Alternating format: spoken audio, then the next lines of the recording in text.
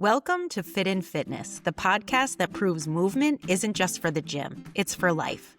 I'm Carly Fouth, also known as Fit Fun Carly. I'm a cancer survivor, fitness mentor, and founder of the Fit in Fitness method. This all started from my chemo chair, where I began sharing stories to bring hope and resilience to people going through cancer. Now I'm taking it further, expanding beyond my own breast cancer fight to highlight people from all walks of life who've used movement and mindset to overcome life's biggest curveballs. Whether you're facing illness, lost, or just feeling stuck, these are stories of grit, joy, and the small, powerful steps that can change everything. Hello, everyone. Welcome to the first episode of the Fit in Fitness podcast, which used to be Chemo Coffee Talk. Today, I am interviewing a very special person. She happens to be a cancer survivor. Like I said in the intro, I'm still interested in talking to people who have used fitness as a way to deal with the side effects of cancer treatment, and also have used fitness as a way to fight cancer or come back from cancer. And today's guest is one of those people. So today I'm talking to Nicole Smith. Now, Nicole and I have never met. This was actually the first time we ever talked, and which often happens on this podcast. We decided that we should be best friends. We have a lot in common, so it was very exciting to talk to her. Nicole is a stage 3 colon cancer survivor who not only faced her diagnosis head on, but just like me, she credits fitness as the key to her recovery and her ability to thrive after treatment. In this conversation, she's going to share how exercise became her lifeline, physically, mentally, and emotionally, and the lessons she's learned about showing up for yourself, even when life throws you a big challenge. I think you're going to really find this conversation very inspirational, whether you're on a cancer journey or you're just facing another tough time. It's just proof that exercise and movement can really help you get through anything. And I think you're really going to find it interesting what Nicole's doctors told her about her diagnosis and her level of fitness. So enjoy the show. I am so excited today to have a new friend who I got acquainted with on Instagram. It was actually, I think it was my husband or my brother sent me Nicole Smith's Instagram handle, and they said, this girl sounds just like you. So of course I quickly checked her out and I was like, oh my gosh, this girl's amazing. I want her to be on my podcast. So welcome, Nicole, to Fit in Fitness. Why don't we start right off the bat with you telling us a little bit about your colon cancer diagnosis? So take us back, and then we're going to talk all about how exercise and fitness got Nicole through her cancer journey. But tell us a little bit about how this all started. Absolutely. Oh, it's such a pleasure to be here with you, Carly. Thank you for having me. Of course. I'm so glad we connected, and we're kind of at similar places as we discussed in our journeys. So I'm excited to talk more about it. Okay, so let me rewind the tape and go back in time. I was diagnosed with stage 3 colon cancer, and I went through surgery and 6 months of chemotherapy. This was in 2022 to 2023. So that's kind of what I've been through in terms of the cancer piece. And then along the way, I've continued to be active, and I even ran a marathon 8 months after treatment. I'm from the East Coast.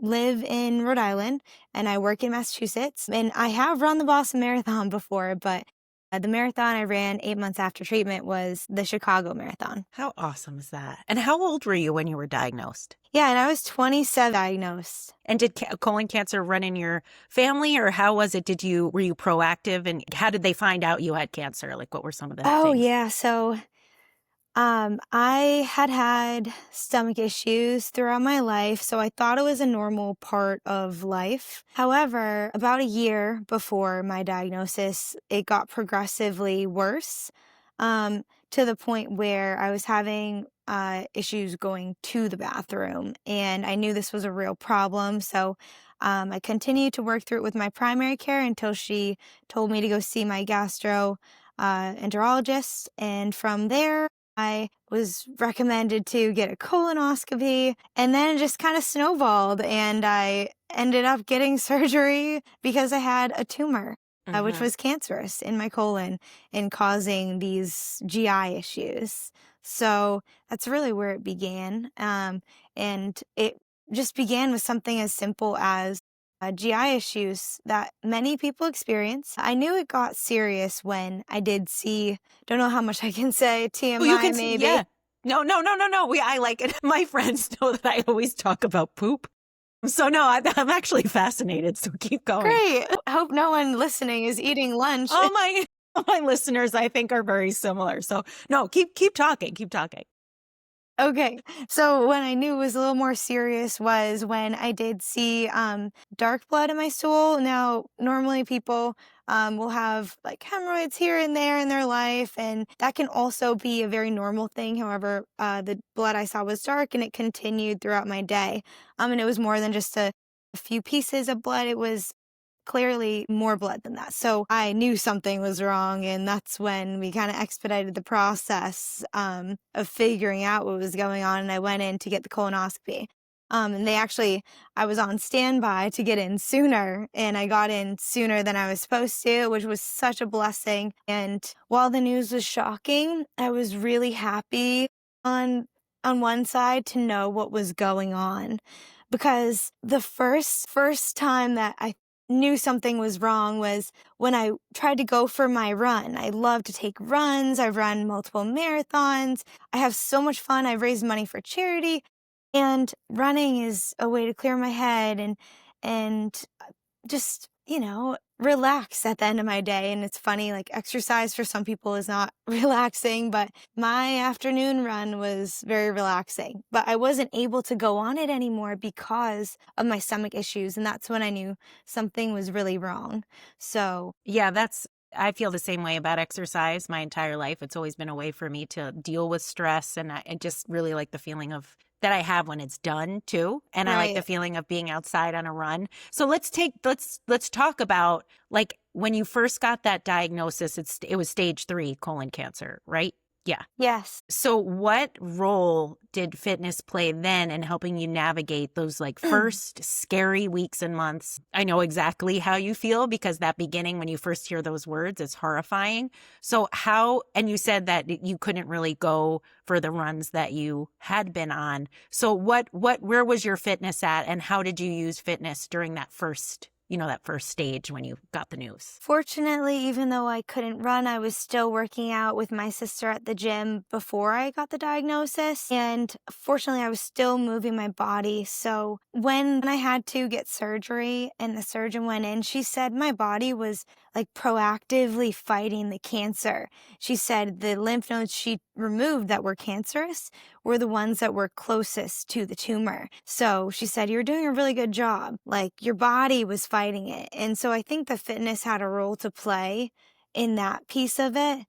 I also think that it redefined my entire fitness journey. Before, I would try to get things done quickly. I would be in my head while I was working out about something that was going on. And there was still a big piece of my fitness journey that was just rushed. I think cancer redefined it and made me more aware of how important it is to stay present. So it's not like anything changed drastically when I was diagnosed with cancer, but I knew the importance of fitness, and I knew that I wanted to continue to stay fit and to inspire other people to be fit because of how important it is in fighting cancer.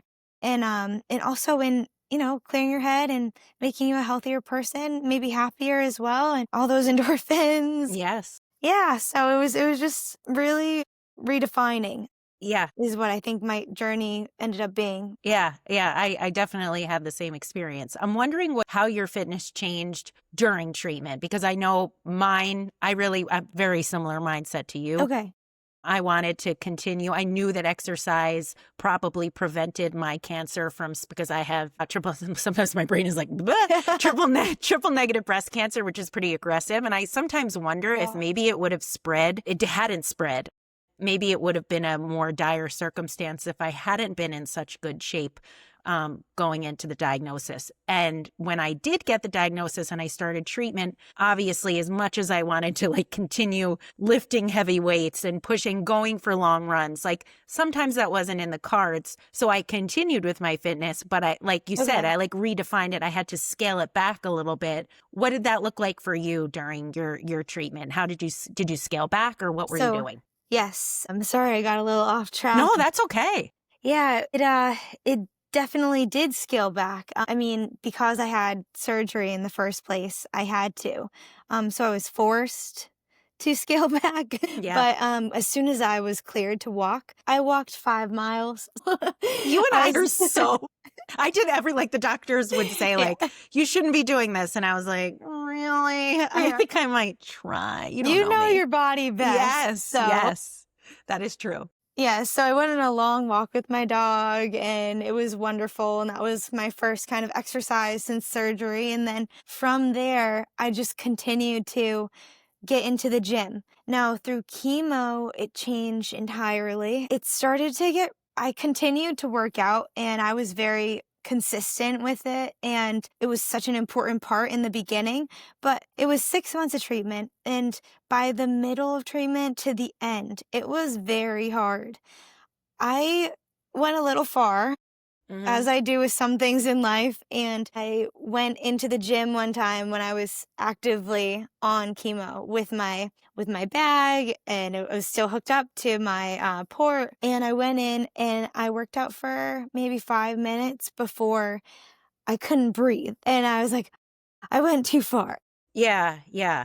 So it started to get hard towards the middle, and maybe I took it too far by doing it by working out on those days where I was hooked up to my port. Don't you think, though, that even the fact that, okay, you went and you tried, and even though it only lasted for 5 minutes, it helped keep you in the mindset that you needed? Like, you showed up and you tried, and then you realized you couldn't breathe and you stopped. Absolutely. Yeah, I think it absolutely helped keep me in that mindset. And maybe that's why I went, maybe not for the point of getting the best workout, but just being like, okay, I need to make sure that my health is still a priority. I need to make sure I'm working towards my goals and staying fit. And now, what other strategies did you use on those days that were really rough? Because I had them too. And my strategy was constantly thinking, like, I actually told my husband, like, I told him before I even started chemo, because I had no idea what chemo was going to be like, but it was brutal. And I said, even on those days where I mean, I don't know what this is going to look like, but on the days where if I tell you that I like can't get my head off the toilet, I need you to remind me to try, and I need you, even if you have to put my sneakers on and tie them and like push me out the door and say, try for 15 minutes. So 15 minutes is a magical number to me. So every morning that I felt so icky, I was like, just try for 15 minutes. And most of the time I could go a little bit longer. So did you have any of those kind of strategies that you used? That is so funny. Yeah. One of my favorite numbers is 15. We're like soul sisters. I love 15. Me too. It was my number in college for field hockey. I love it. I love it. Yeah. Did you have any like that? Did you have any things that you told yourself over and over again, or like ways of reframing situations to get yourself to go? Mm-hmm. Yes, because I think sometimes during chemo, the negative thoughts creep in more easily just because you're already feeling kind of low because your body physically is not feeling well. So those thoughts tend to creep in more than when you're not on chemo. Mm-hmm. So when I was in that mindset, I would think to myself, Nicole, like this is because of the chemotherapy that you're thinking that way. And who do you want to be? You're going through cancer. This is a life-altering thing. And, you don't know how long you have. You don't know. The future is less predictable and life is fragile. So who do you want to be? And I think I want to be the person who, like you said, puts on their running shoes and makes it out the door in those 15 minutes. I love that. Who do you want to be? I think that's such a great phrase that and I think a lot of our listeners could take away. And I don't even think you have to be a cancer patient.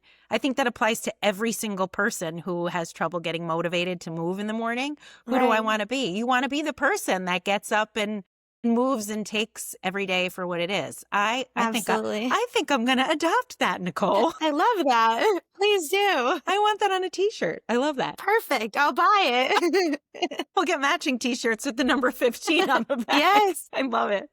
So let's talk a little bit about movement in regards to mental health, because you talked a little bit about how chemo does affect mental health. I mean, you're pumping your body full of chemicals, and that does take its toll on your body and your brain. And yes, I remember those low days where you're just like, ugh. So how did movement help your mental health during treatment? And then let's bring it on, because now you're in remission, just like I am. So let's move on a little bit to recovery as well. So how did that, talk a little bit about like the benefit on mental health and movement as you're going through cancer? Okay. I think that as soon as you finish a workout, or if you just get something done in the gym, or even tying your shoes and going to the gym, by doing that, you're, like you said, putting yourself in the right mindset, and it ends up more positive at the end of whatever you're doing than when you started. And you also, your body will thank you. I mean, maybe not if you're actively in chemo. But Yeah, but I even think that, like, even on that day, and you could correct me if I'm wrong. I mean, I'm not you, but putting myself back in that position, even on the days where maybe 15 was my limit, or yours that when you couldn't breathe, Right. obviously it was 5. But I'm sure, like, even when you, like, later in the day, if you look back, you're like, wow, I like tried, and like I showed up for myself, and it makes you feel less depressed or less anxious. Did you find that? Like, yeah. I was so much happier after I took a walk, after I went to the gym, after I was outside playing with the dogs. Just movement is so essential to life. Yeah, when you stop moving, you stop living. Movement is necessary to help you continue your journey, and it turns your wheels. It gets not only your body moving, but also your mind. And all of a sudden, those worries that you had are farther away because you're too focused on what you're doing and too living in the present to go back to those thoughts. And I think that just moving is one way of saying I care about my body and I care about my future, and I want to be here, and I want to beat cancer, and this is how I'm showing up for myself. Yeah, Yeah. I love that. Yeah, that's I have so many sound bites from this that are so Perfect. powerful. I think that I did a reel on Instagram because I had this experience with my son when we were walking to the beach. He's 10, and he was like complaining, and then I was like, I'm always like, like you got to keep moving because it can prevent cancer. And he like stopped dead in his tracks, and he told me, "No, Mom, that's not true, because you've run and walked and exercised your whole life, and you still got cancer." And I was like, that's an excellent point. And I was like, you know what? You're right. It may not, like you too, it may not prevent Right. you from getting cancer, but going back to what your doctor said, that the exercise was helping your body fight the cancer. Like if you do exercise and you take care of yourself, you are giving yourself such a good chance of kicking cancer's ass. Like, why would you not it's like almost, it's like it's something you don't have control if you're going to get a cancer diagnosis. Like it happens, bad things happen to good people. But why wouldn't you take the step that you could take to help you fight it if you do? I just don't understand. It's not that hard. I mean, your son did bring up a good point. It's like you can do everything right and still get cancer. But if you don't have the tools in your toolbox to fight it, then it's going to be such a hard fight. So I'd rather be the person who uses all the tools that I can and is prepared to fight it, because it's always a possibility for anyone, even if you're doing everything right. So, and it gives you a chance to reevaluate things too. I think maybe cancer can be a blessing in disguise. It's not, sometimes I would look at it and look at my diagnosis, and I was a personal trainer in the past, and I had to pause during treatment, and I haven't gone back yet, but I'm thinking about it. And I had to pause and say, like, why did I get cancer? And I think that anyone can get it, and there's always room for improvement. But I think that we're really blessed that we got it and that we're already on a good track. So we're able to, do something about it. To the people who haven't began exercising, there's always room for improvement. There's always, you can put one foot in front of the other and start now. You could take years off of your journey and go back. Like it's not a bad thing. Getting cancer can just be a good way to reflect if we're thinking about it optimistically. Mm-hmm. And it really did help me reflect and make really good changes, even in my daily exercise routine, like thinking more positively, being more present, and doing things that I wouldn't have done before. Maybe I was still thinking about the problems of the day, or my knee hurts, and just dwelling on negative things. I'm so in tune with my body, and I'm willing to stop if there's a problem and not continue, like, be more careful and calculated and think things through more and be more present instead of dwelling on any negative thoughts. And exercise anyway has a way of doing Mm-hmm. that. So, and Yeah, then I guess, yeah, sorry. No, go oh ahead. no, No, go ahead. Finish. and then something that I hadn't focused on in the past was nutrition. So that brought up a whole new genre for me. And now I care about my body and more than just fitness, but also through nutrition. So it really was a blessing in disguise in many ways. And I'm really thankful for the opportunity to like reevaluate my life and think about doing the things I love uh, with more intention. I love that. And that is the gift of cancer. I always say we'll never thank cancer because cancer's Right. stupid, but it's up to each person to decide. There is always something, a takeaway, a positive takeaway that is there for you to grab onto. I'm not saying it's easy, but it is there if you can find it. And I think that those are the lessons you can learn from hard times. The other thing is similar to what you said about kind of redefining your relationship to fitness, and it's kind of evolved. I think the same thing too, and a lot of what you said is how good exercise can make you feel, and like just getting up and moving. And I started this whole fit in fitness thing where I'm just popping up and doing 15-minute workouts everywhere. And it's so interesting because there's a lot of people that are like, this is awesome. But there's a lot of people who have not connected to fitness who are like, what the heck? Like, number one, why would you want to do that? Number two, only 15 minutes. And it's like, that makes me feel like there's so much room there to help people understand the power of, there's our lucky number again, 15 minutes, and the power of movement. And it doesn't have to be this like thing that is so extreme and strenuous. I know probably you and I have this in common as well, that before my cancer diagnosis, like made a career of like challenging myself in ways, like really putting myself in really big challenges. And that's how I got the feeling that like I can do hard things. Right. And now I've evolved to being like, I did something really hard fighting cancer. So I want my fitness experience to be something I actually enjoy. And cancer has allowed me to even deepen my love of fitness because I'm so grateful to be moving my body, very similar to what you said. And it doesn't have to look hard every day. It shouldn't be hard every day. You can find things that actually are enjoyable, and the feeling afterwards is so great, and the mental benefits and everything. So is there anything else now that you're on the other side of treatment, your perspective on fitness? Do you have any other changes that have happened to you? Are you still running marathons? Are you still putting yourself into those challenges, or have you scaled back a little bit? I think since the Chicago Marathon, scaled back, and I have just been focusing on figuring out, what I love. And the truth is, I do love to run marathons. I do love to do challenging things. I don't think that the things have changed that I love. I think it's just my mindset around it. Like you said, it's like finding more joy in doing them, because like, look at how lucky are we to have the ability to work out.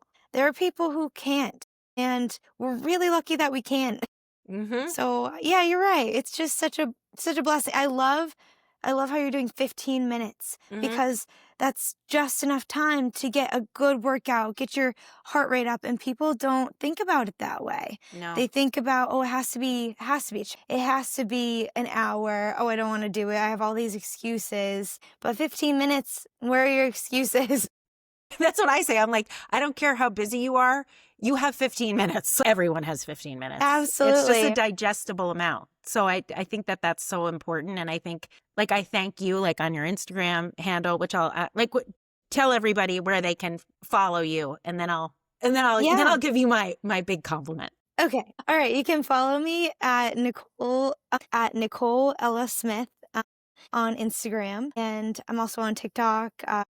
I'm working on the YouTube piece, but that's newer to me. Me too. I'm working on the TikTok piece too. I feel like I'm new to TikTok. I'm trying. What you can do is, if you still have any of your reels saved, just copy them over to TikTok. That's what I've been doing. Yeah. Yeah. I thought that was a good start. But your social handles, like, you've done such a good job. They're so inspiring and real. I don't know. There's so much content out there from people who have fought cancer and done amazing things. And sometimes I resonate with some of them and sometimes I don't. But there's that authenticity piece about you. And now meeting you for the first time and getting the chance to talk to you, like, that comes through. You're exactly how I was hoping you would be, because that's exactly how you come across on your you feed. as well. But you're just really nice and, like, real, and I think very relatable. And the fact that you're so young and you have this really mature perspective about what you went through is just, like, it's just really inspiring. So I hope you continue doing everything you're doing. I feel so much. I just feel like you're a superstar. I think I admire you so much. So thank you for sharing your story. I really appreciate it. I truly admire you. And recently, a little off topic, but I saw that you were doing one of your, I think it was something fitness related or a day of something at a farm. Yes. And I have a horse. So I noticed that you were at that farm. I'm like, oh my goodness, no way. You should come. It was some people listening were probably there. But yeah, it's this beautiful horse farm, Carlisle Estate in Upton, Massachusetts.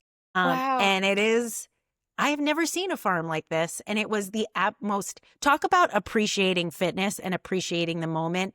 And I taught that class on my 1-year anniversary after finishing chemo, which was last week. And I thought to myself, this is like the perfect celebration, because the lighting was perfect. Everyone was in a good mood. Everyone was appreciating how they could move. It was such a beautiful experience. So you should take a trip there because it's gorgeous. Shout out to Carlisle Estate. They got a plug. I would love to come. If you're going back there, please let me know. I will let you know, and then we can meet in person. And we can wear our matching T-shirts that we're going to get made. Oh, I love it. I love it. Well, Nicole, thank you so much for joining me. Is there any other, is Instagram and TikTok the best way if people want to reach out to you and tell you how awesome they think you are? Is that the best way? Absolutely. Feel free to message me on there. That's the best way to get a hold of me. Okay. Awesome. Well, thank you, Nicole. I hope we do meet in person very soon. Absolutely. Let me know what you're up to. I am so ready to go join you in your fitness endeavors. And I'd love to be around horses too. Yay! So Awesome. Thanks, Nicole. All right. Nice talking to you, Carly. Bye. Thanks for joining me on Fit in Fitness. My hope is that every episode inspires you to see movement as medicine for your body, mind, and spirit. If you enjoyed today's conversation, please follow the show, share it with a friend, and keep moving forward, one step, rep, or breath at a time. Until next time, keep fitting in fitness wherever life takes you.